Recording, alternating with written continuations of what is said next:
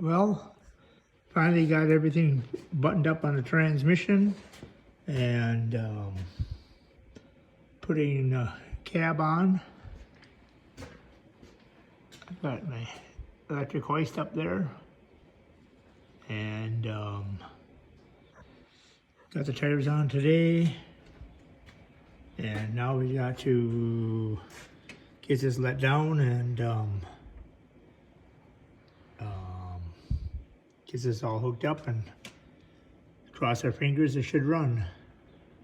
So